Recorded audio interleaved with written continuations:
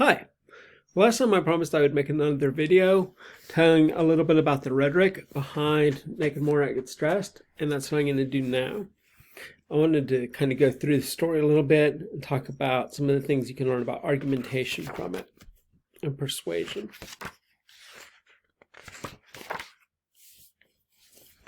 So here's Wilbur. Wilbur's our guy. He's got to convince the other naked Morats that it's okay to wear clothes.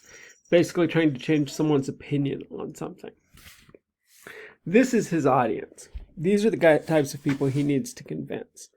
When you're writing an argumentative essay, something persuasive, I encourage you to think of these guys. Imagine them as your audience. How would you convince these people who are so vehemently opposed? Because really that's what you're trying to do, is persuade someone who disagrees with you. If people already agree with you, they don't need to be persuaded.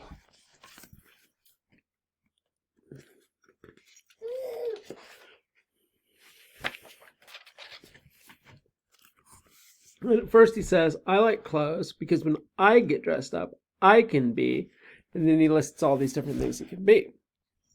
The problem with those is they're all about him. It's not about how it's going to help his audience or how it's going to affect them. It's all about me.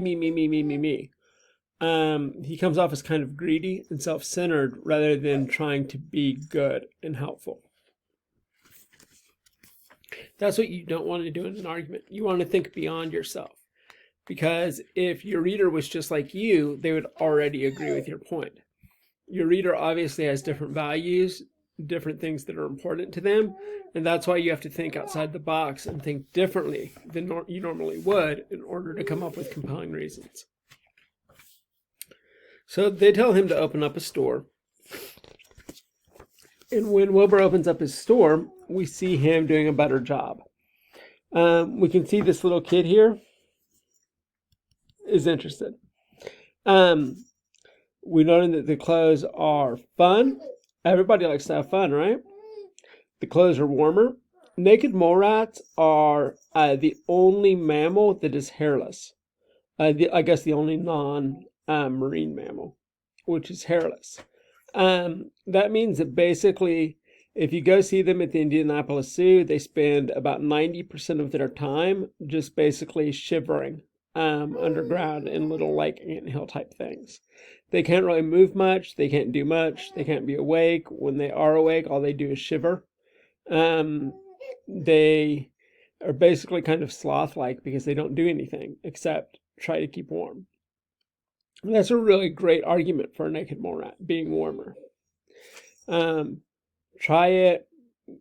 Sale. A lot of people like to imagine that even if they're buying something that's on sale, they like to imagine that they're saving money, even if they would not have bought it otherwise, and saved even more money by not buying it. They think, hey, it's on sale. I might as well buy this thing I don't really need. So that's good audience-based reasoning there. It makes people feel like they're getting something.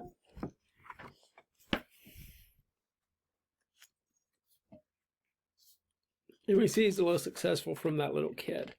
We also know he's successful because they feel threatened. If they didn't feel threatened, they wouldn't feel the need to present a counter-argument. The counter-argument is Grandpa. They say, here's Grandpa. He's the oldest, the greatest, and the most naked morat of all time.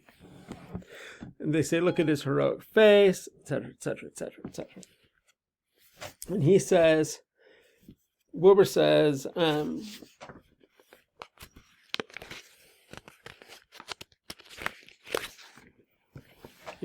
Grandpa did look heroic and Grandpa did look regal, but he would also look heroic and regal with a casual shirt and some summer slacks.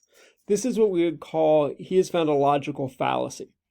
They're making an argument that's based on it's based on causation, but it's more actually based on correlation.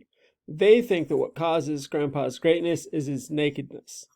And Wilbur's saying, well, his regalness and his heroicness causes greatness, but actually his nakedness has nothing to do with it, because even if he put on clothes, he'd still be heroic and he'd still be regal.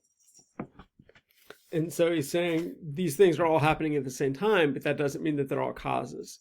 Some of them are just kind of red herrings, things that distract attention from the real cause.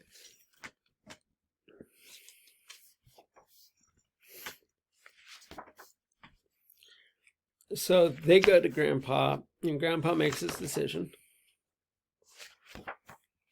And Wilbur has all these awesome outfits that he could wear to hear Grandpa's proclamation.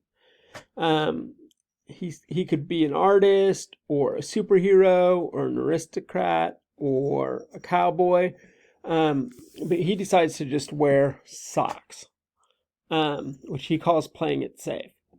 Sometimes you might have some ideas for some really great arguments or pieces of evidence.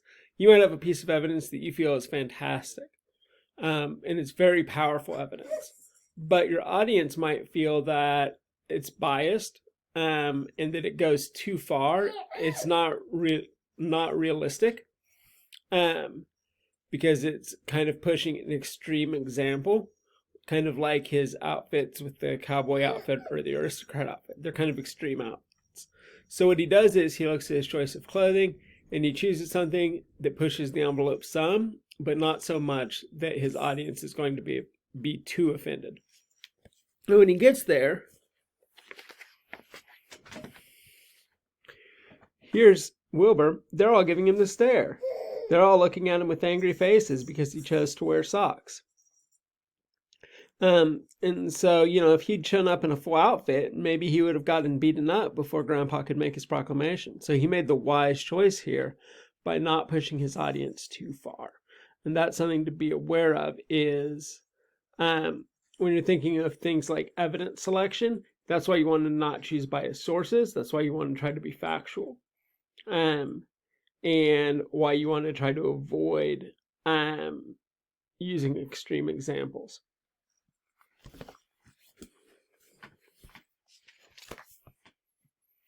After Grandpa makes his proclamation and talks about how wearing clothes is okay, and they have their dance party, he's changed some of the things in his store. One of the new signs is Grandpa approved. Grandpa approved. If Grandpa is kind of the source of wisdom in Naked Morat society, of course you want Grandpa's approval. So appealing to Grandpa here is a great move on Wilbur's part. And it definitely helps him come up with a more successful argument. And those three guys before who are really angry, they're willing to accept it. And that also goes back to the idea of using sources which are credible and sources which are trustable. If Grandpa is an approved source within Naked Morat society, of course you want his approval. So finding his approval will make anyone accept Wilbur's argument. So thinking about source credibility is very important. All right, and that's kind of what I had to show you guys from Naked Morat Gets Dressed. It's a fun little silly book, but I think you can also learn something from it about argumentation. Thank you.